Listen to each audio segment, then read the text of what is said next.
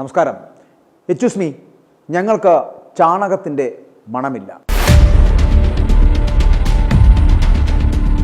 ക്രൈസ്തവരിൽ ഭൂരിഭാഗത്തിനും ഇപ്പോഴും BJP എന്ന് കേട്ടാൽ ചതുർത്ഥി കാണും പോലെയാണ്.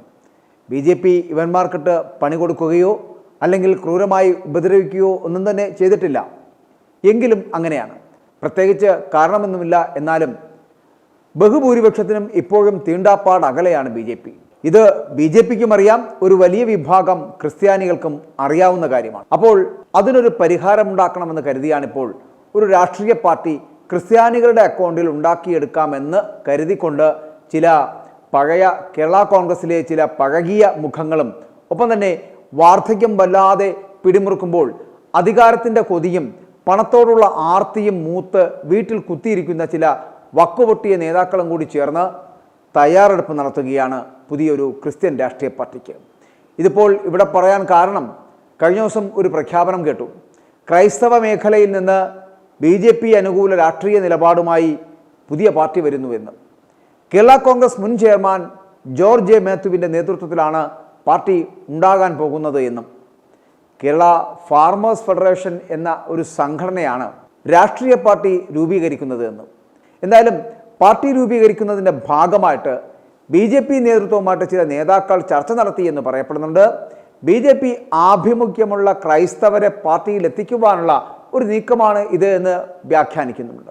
കേരള കോൺഗ്രസ് മുൻ ചെയർമാൻ ജോർജ് ജെ മാത്യുവും മുൻ MLA ആയിട്ടുള്ള PM മാത്യുവും ഒക്കെ ചേർന്നാണ് തീവട്ടി പരിപാടി ആസൂത്രണം ചെയ്തത് എന്നുള്ളതാണ്. കൂട്ടിന് പുട്ടിന് പീര പോലെ BDJS നേതാവ് തുഷാർ വെള്ളപ്പള്ളി കൂടെ ഉണ്ട്. BJPയുടെ ഒരു പാലം കണക്കെയാണ് അദ്ദേഹം. അങ്ങനെ ക്രൈസ്തവരുടെ അവകാശ സംരക്ഷണ സംഗമം അല്ലെങ്കിൽ കേരള അവകാശ സംരക്ഷണ സംഗമം എന്ന പേരിലാണ് ഈ സമ്മേളനത്തിനെ പറയേണ്ടത്. പാർട്ടി രൂപീകരണം സംബന്ധിച്ച വാർത്ത തെറ്റാണ് എന്നും കർഷക സംഗമം മാത്രമാണ് നടക്കുന്നതെന്നും ഒക്കെ ജോർജ് ജെ മാത്യു അടക്കം പറയുന്നുവെങ്കിലും നടത്താൻ ഉദ്ദേശിക്കുന്നത് ഈ പാലായിലെയും മധ്യ തിരുവിതാംകൂറിലെയും ഒക്കെ ക്രൈസ്തവരെ കൂട്ടുപിടിച്ച് ഒരു രാഷ്ട്രീയ പാർട്ടി ഉണ്ടാക്കി BJPക്കൊപ്പം ചേർന്ന് ഒരു ഘടകകക്ഷി മോഡലാണ് ആസൂത്രണം ചെയ്തത്. അതായത് സഭയുടെ കീഴിൽ പ്രവർത്തിക്കുകയും ഒപ്പം തന്നെ BJPയുടെ ഘടകകക്ഷിയായി തുടരുകയും ചെയ്യാം. എന്നാൽ ഇതങ്ങോട്ട് ഏറ്റില്ല. ഇത് പക്ഷേ ആദ്യത്തെ തവണയല്ല പാർട്ടി ഉണ്ടാക്കാൻ വേണ്ടിയിട്ട് ഇറങ്ങിത്തിരിക്കുന്നത്. 2 or 3 വട്ടം ഇത്തരത്തിൽ ഇറങ്ങിത്തിരിച്ചു, സമ്പൂർണ്ണമായിട്ട് പരാജയപ്പെട്ട് മടങ്ങുകയും ചെയ്തു. നമുക്കറിയാമല്ലോ, ഈ കേരള കോൺഗ്രസിൻ്റെ ജനനവും അതുമായി ബന്ധപ്പെട്ട ചരിത്രവും ഒക്കെ നമുക്കറിയാവുന്നതാണ്. ക്രിസ്ത്യൻ കമ്മ്യൂണിറ്റിയെ മുന്നിൽ കണ്ടുകൊണ്ടാണ് അത്തരത്തിൽ തുടങ്ങിയ ഒരു പ്രസ്ഥാനമാണല്ലോ ഇത്. എന്നാൽ ഇന്ന് വളരുകയും തളരുകയും പിളരുകയുമൊക്കെ ചെയ്ത് അതിനകത്ത് തമ്മിൽ കുത്തു നടക്കുന്നു, അല്ലെങ്കിൽ ആ തമ്മിൽ കുത്തു നടക്കുന്ന ഒരു സാഹചര്യത്തിൽ അസന്തുഷ്ടരായവരെയും കോൺഗ്രസിലെ ക്രിസ്ത്യൻ പശ്ചാത്തലമുള്ളവരെയും ഒക്കെ ചേർത്ത് ഒരു പാർട്ടി ഉണ്ടാക്കുകയാണ് ഇപ്പോൾ ഇവരുടെ ലക്ഷ്യം. അതിന് പള്ളിത്തന്തമാരുടെ അകമൊഴിഞ്ഞ പിന്തുണ കൂടി ഉണ്ട് എന്നുള്ളതാണ്. ഒപ്പം കൊട്ടത്തേങ്ങ പരുവമായി കഴിയുമ്പോൾ അവശേഷിച്ച ആഗ്രഹവുമായി നടക്കുന്ന ഈ രാഷ്ട്രീയക്കാരും കൂടി ആകുമ്പോൾ സംഭവം ബഹുജോറായി. മുൻപ് ഇവർ കത്തോലിക്ക കോൺഗ്രസ് ഉണ്ടാക്കിയത് നമ്മൾ കണ്ടിട്ടില്ലേ? അതുപോലെ തന്നെയാണ് ഇപ്പോൾ BJP ആഭിമുഖ്യമുള്ള ക്രൈസ്തവരെ ലക്ഷ്യമിട്ടുകൊണ്ട് സംഘടനാ രൂപീകരണം നടത്താൻ പോകുന്നത്. ഇതിലൊരൊറ്റ കാര്യമേ ഉള്ളൂ, അത് കോൺഗ്രസ് ആണെങ്കിലും BJP ആണെങ്കിലും കമ്മ്യൂണിസ്റ്റ് ആണെങ്കിലും ഭരിക്കുന്നവരുടെ ഇടയിലെ സമ്മർദ്ദ ഗ്രൂപ്പായി മാറുക. അപ്പോഴും വിശ്വാസികളിൽ ഒരു പ്രബല വിഭാഗം എതിർക്കുമ്പോൾ അവരെ പറഞ്ഞു കൂടെ കൂട്ടാൻ മറ്റൊരു തന്ത്രം പ്രയോഗിക്കാം. അതായത് നമ്മുടെ അവകാശങ്ങൾ സംരക്ഷിക്കാൻ നമ്മുടെ പാർട്ടി എന്നും പറഞ്ഞ് അവരെ കൂടെ കൂട്ടാം. മൊണ്ണവിശ്വാസികളായിട്ടുള്ളവരടക്കം കൂടോടെ ഇങ്ങ് പോരുമെന്നുള്ള ഒരു വിശ്വാസം അത് ഇവർക്കുണ്ട്. അതുകൊണ്ടാണ് അവർ എങ്ങനെ തുടങ്ങുന്നത്. അപ്പോൾ കാലാകാലങ്ങളിൽ കാറ്റിനൊത്ത് തൂറ്റുകയും ചെയ്യാം. ആർക്കാണോ ഭരണത്തിൽ വരാൻ സാധ്യതയുള്ള മുന്നണി അവരോടൊപ്പം ഒട്ടിച്ചേർന്ന് നിന്ന് പോവുകയും ചെയ്യാം. ഇതിനെല്ലാം ഒത്താശ ചെയ്യുന്നത് ഈ പാതിരിമാരും പള്ളിത്തന്തമാരുമാണ് എന്ന് പറയാതിരിക്കാൻ പറ്റില്ല. അപ്പോൾ ഇത്തരത്തിൽ ഒരു രാഷ്ട്രീയ പാർട്ടിക്ക് ചരട് വലിക്കുന്ന പഴയകാല ഈ വെറ്ററൻസ് ആയിട്ടുള്ള, അതായത് ഞാൻ ഉദ്ദേശിക്കുന്നത് ഈ അനുഭവ സമ്പത്തിൻ്റെ പേരിൽ വൃദ്ധന്മാരായ ചില നേതാക്കന്മാർ, ആ നേതാക്കന്മാർക്ക് ഇതുകൊണ്ട് ചില നേട്ടങ്ങളുണ്ട്. അതുകൊണ്ടാണ് ഇതിനിറങ്ങുന്നത്. അതായത് ഇവന്മാർക്ക് ഒരു നേതൃത്വ പദവിയിലേക്ക് വരാൻ കഴിയും. കൂടാതെ ഈ പള്ളിത്തന്തമാരുടെ ഫണ്ട് അത് അടിച്ചു മാറ്റുകയും ചെയ്യാം. ദാരിദ്ര്യം പിടിച്ച ഒരു പുതിയ പാർട്ടി ഉണ്ടാക്കി ആരുമില്ലാതെ നടക്കുന്നതിനേക്കാൾ നല്ലതാണ് ഇങ്ങനെ വിശ്വാസികളെ പറ്റിച്ച് ഒരു പുതിയ പ്രസ്ഥാനത്തിൻ്റെ ഭാഗമായി മരണം വരെ ഇങ്ങനെ തൂങ്ങിക്കിടക്കാൻ കഴിയുന്നത് എന്നുള്ളത് ഈ നേതാക്കന്മാർക്ക് നല്ല പണിയാണ്. ഇപ്പോൾ തന്നെ കാർഷിക പ്രശ്നങ്ങളും വന്യജീവി ആക്രമണങ്ങളും ഉയർത്തിക്കാട്ടിക്കൊണ്ടാണ് ഈ പാർട്ടി രൂപീകരിക്കുന്നത്. തദ്ദേശ നിയമസഭാ തിരഞ്ഞെടുപ്പുകൾ അടുത്തിരിക്കെ മുനമ്പം വിഷയമടക്കം ഉയർത്തി ന്യൂനപക്ഷ വോട്ടുകൾ സമാഹരിക്കുവാൻ BJP നടത്തുന്ന ശ്രമങ്ങളുടെ ഭാഗമാണ് ഇതെന്ന് പറയുന്നവർ ഉണ്ടായിരിക്കാം. എന്നാൽ അതുതന്നെയാണ് അതിൻ്റെ ശരിയും. ഇതിനിടെ പാർട്ടി നേതൃത്വങ്ങളോട് ഇടഞ്ഞു നിൽക്കുന്ന യൂത്ത് കോൺഗ്രസ്, കോൺഗ്രസ്, കേരള കോൺഗ്രസ്, പിന്നെ ചില ഘടകകക്ഷികൾ, ഇതിലൊക്കെയുള്ള അസംതൃപ്തരായിട്ടുള്ള ക്രിസ്ത്യൻ മുഖങ്ങളുള്ള ചില നേതാക്കൾ, ഇവരെയൊക്കെ കൂടി ലക്ഷ്യം വെക്കുന്നുണ്ട് ഈ പാർട്ടി. അപ്പോൾ രാഷ്ട്രീയത്തെ കുടിൽ വ്യവസായമായിട്ട് കൊണ്ടു നടക്കുന്ന, ഞാൻ നേരത്തെ പറഞ്ഞ ഈ കൊട്ടതേങ്ങ പരുവമായി അങ്ങോട്ടോ ഇങ്ങോട്ടോ വീഴട്ടെ എന്ന് പറഞ്ഞിരിക്കുന്ന ചില മൂത്ത അച്ചായന്മാരാണ് ഈ രാഷ്ട്രീയ പാർട്ടി ഉണ്ടാക്കുന്നതിന് പിന്നിൽ പ്രവർത്തിക്കുന്നത് എന്നുള്ളതാണ്. ക്രൈസ്തവരെ എങ്ങനെയാണ് ഈ ചാണകക്കൂട്ടിലേക്ക് എത്തിക്കണമെന്ന റിസർച്ച് BJP നടത്താൻ തുടങ്ങിയിട്ട് കുറേ കാലമായി. അതുപോലെ തന്നെ നാണക്കേടില്ലാതെ ആ കൂട്ടിൽ കയറി എങ്ങനെ നിൽക്കാമെന്ന് ഈ പള്ളിത്തന്തമാരും ആലോചിച്ചു കൊണ്ടേയിരിക്കുകയാണ്.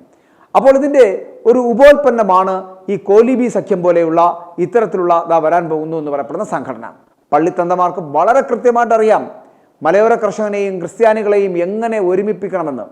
ഈ കർഷക സ്നേഹം, പാളത്തൊപ്പി, കൈലിയും മൺവെട്ടിയും എന്നൊക്കെയുള്ള ചില സിമ്പലുകൾ കാണിച്ചാൽ മലയോര കർഷകർ അതിൽ കമഴ്ന്ന് വീഴുമെന്ന ഒരു ധാരണ ഈ പള്ളിത്തന്തമാർക്കുണ്ട്. അതായത് അവരുടെ മനഃശാസ്ത്രം നന്നായിട്ട് അറിയാവുന്നവർ ഈ പള്ളിത്തന്തമാരാണ് എന്നർത്ഥം. അതുകൊണ്ട് തന്നെ ഇവന്മാരുടെ പരീക്ഷണശാലയിൽ ഉരുത്തിരിഞ്ഞ ഒരു പുതിയ ഉൽപ്പന്നമാണ് ഇത് എന്ന് പറയേണ്ടിയിരിക്കുന്നു. അതായത് പുതിയ പാർട്ടി. BJPക്ക് കേരളത്തിൽ ഭരണം പിടിക്കണമെങ്കിൽ ഈ പറയുന്ന ക്രൈസ്തവരിലെ ഒരു 5% വോട്ട് BJPയിലേക്ക് മറിച്ചാൽ മാത്രമേ കഴിയൂ. അല്ല എങ്കിൽ ഒരിക്കലും കേരളം ഭരിക്കാൻ കഴിയില്ല. ആ സത്യം തിരിച്ചറിഞ്ഞാണ് BJP ക്രൈസ്തവ കൂടാരം ലക്ഷ്യമിടുന്നത് എന്നുള്ളതാണ്. നമ്മൾ പറയാറില്ല, ഈ പോത്തിന് ഏത്തക്കകത്ത് വെച്ച് മരുന്ന് കൊടുക്കുന്ന ഒരു തന്ത്രമുണ്ട്.